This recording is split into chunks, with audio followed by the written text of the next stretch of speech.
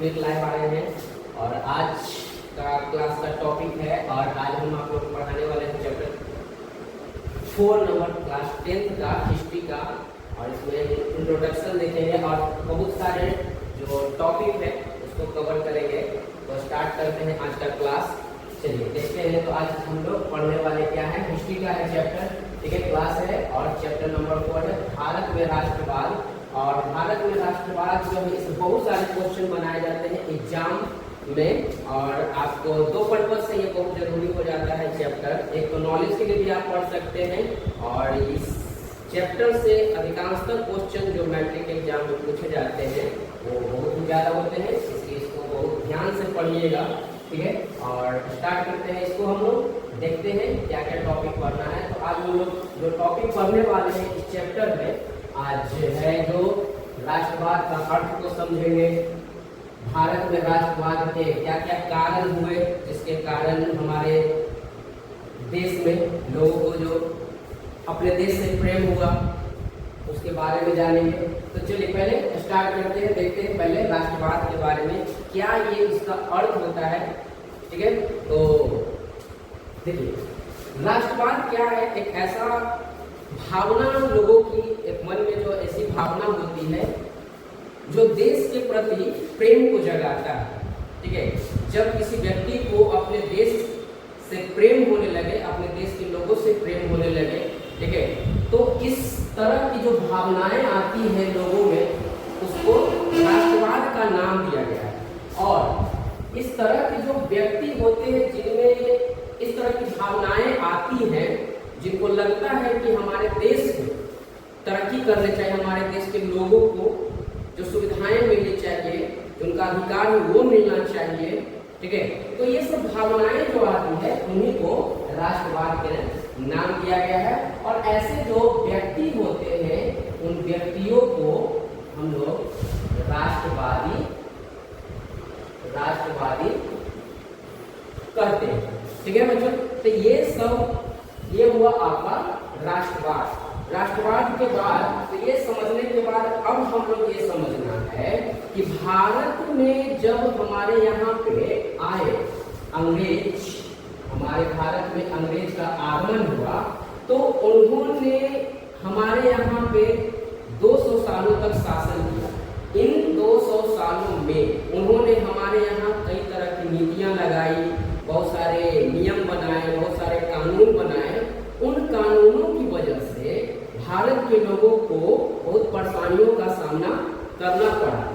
इन नीतियों की वजह से जो तकलीफ हुई उनको, वो कारण एक बन गई लोगों को इकट्ठा करने का, लोगों को एकजुट करने का।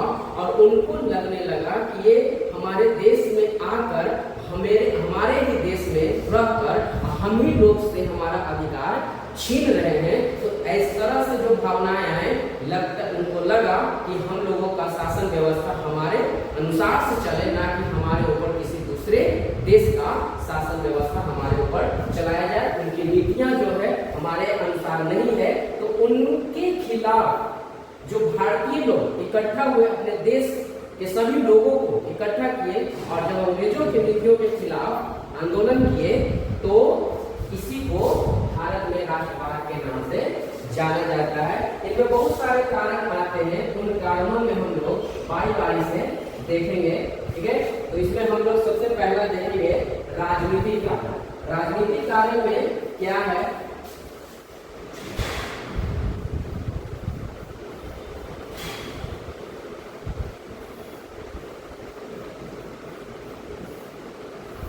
राजनीतिक कारण। ये पहला टॉपिक जो भारत के लोगों के प्रति जो अंग्रेजों का नजरिया था, उनके द्वारा जो बनाई गई नीतियां थी, उन नीतियों की वजह से भारत के लोगों को बहुत परेशानियों का सामना करना पड़ा। उन नीतियों के खिलाफ भारत के लोगों ने विद्रोह किया। वो कौन कौन सी नीतियां हैं उसी चीज को हम लोग को देखना है। जैसे उनकी नीतियां जो बनाई गई, उन नीतियों में आपका एक नीति थी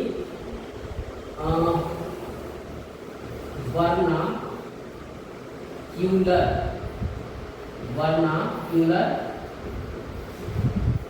प्रेस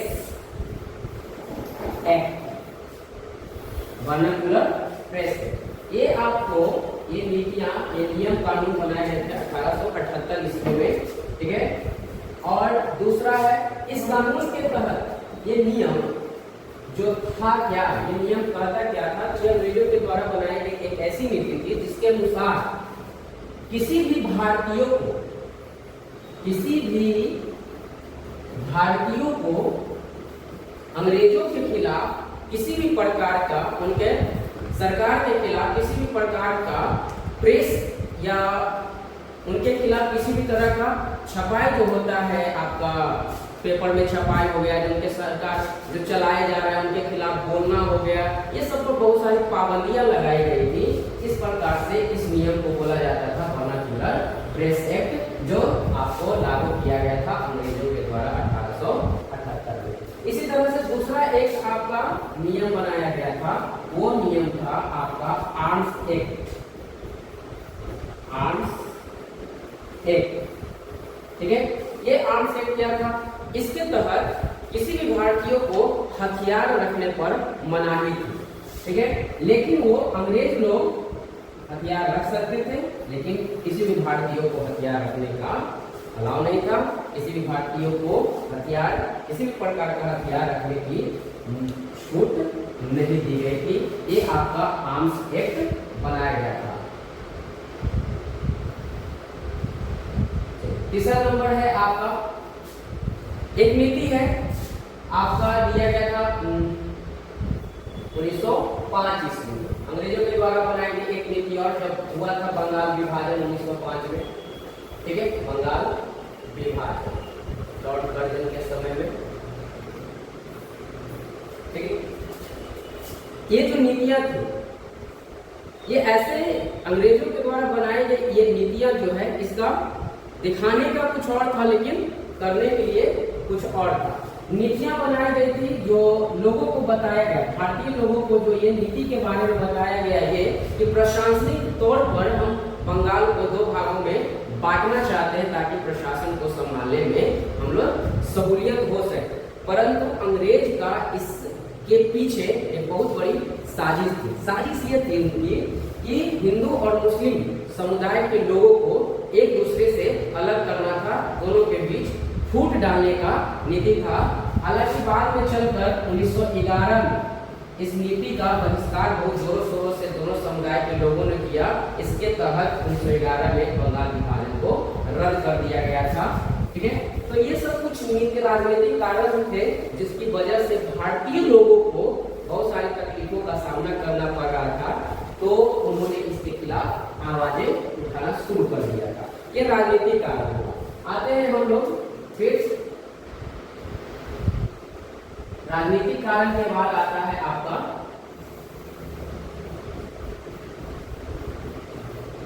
सामाजिक कारण।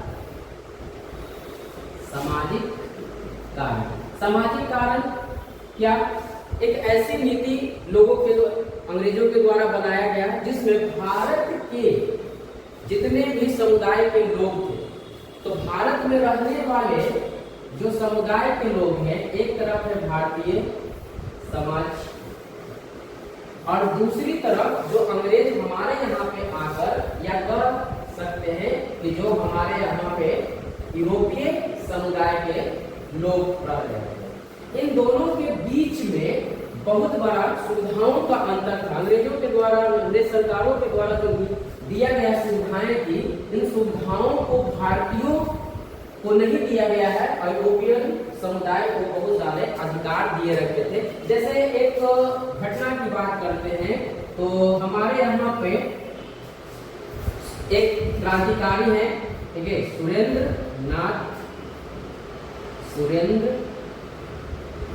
नाथ बनर्जी। ये पहले व्यक्ति थे जिन्होंने अंग्रेजी शासन में इन्होंने ICS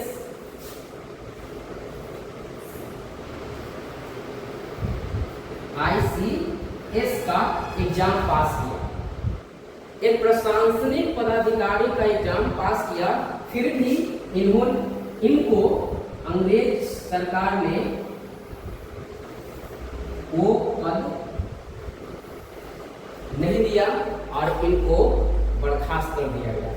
हालांकि ये सब सामाजिक तौर पर पहले से भी भेदभाव बहुत चलती थी। जैसे और में बात किया जाए बहुत सारी सुविधाएं, जैसे एजुकेशन के मामले में तो यूरोपियन लोगों को बहुत सारी छूट दिए गए थे, भारतीय लोगों को उसमें बहुत सारी पाबंदियां लगाई गई थी। चाहे बात किया जाए आपका ट्रांसपोर्ट की बात किया जाए, रेलवे में अगर है जाना है, ठीक है, तो वहाँ पे हर तरह के जगह पे आप जाइएगा तो इन लोगों के बीच में भेदभाव बहुत देखने के लिए मिलता था।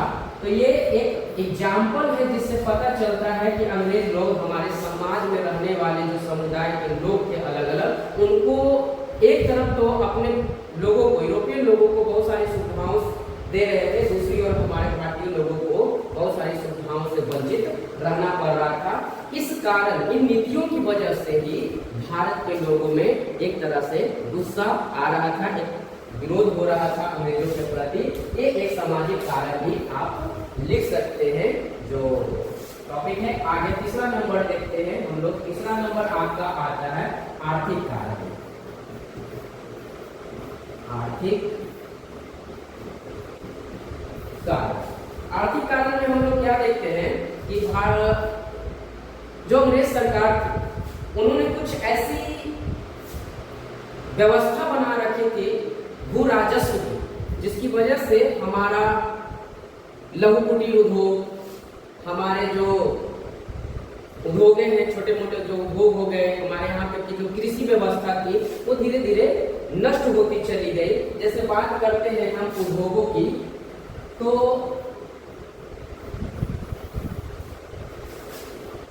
1914 से 1918 के बीच जो प्रथम विश्व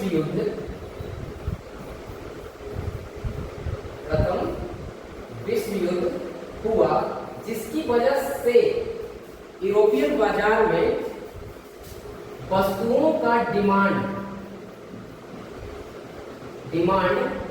बढ़ता जा रहा था और इसके विपरीत इन वस्तुओं को उपलब्ध कराने वाली जो उद्योगे हैं वो धीरे धीरे बंद होती जा रही थी, क्योंकि युद्ध की वजह से वहाँ महंगाई बहुत ज्यादा हो रही थी, वहाँ पे फैक्ट्रियां बंद होती जा रही थी। इस स्थिति का फायदा भारतीय लोगों को, भारतीय उद्योगपतियों को बहुत हुआ और उन वस्तुओं का जो डिमांड बढ़ा था उन डिमांड को पूरा किया भारतीय लोगों ने।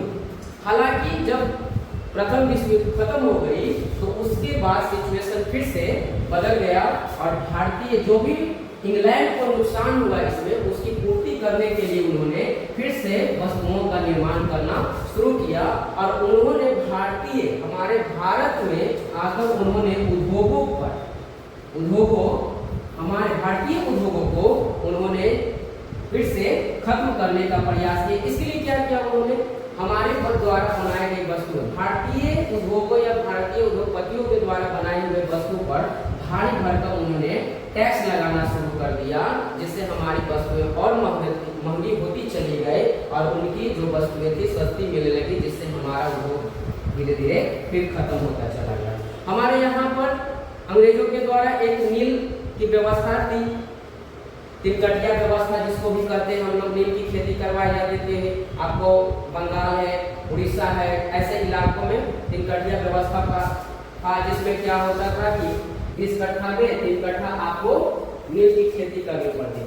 इस नील की खेती जो होती थी ये व्यापारिक फसल है, ये फसल उत्पादन करने से अंग्रेजों को फायदा होता था, क्योंकि यूरोपियन उद्योगों में नील की बहुत डिमांड थी और भारतीय जो नील होता है उसका बहुत ज्यादा मांग थी यूरोपीय व्यापार में, जिससे यहाँ के लोग खासकर जो अंग्रेज के यहाँ पे रह रहे थे बड़े बड़े उद्योगपति यहाँ पे से नील बना बना के और यूरोपियन बाजार में बहुत महंगे दामों पर बेचा करते थे।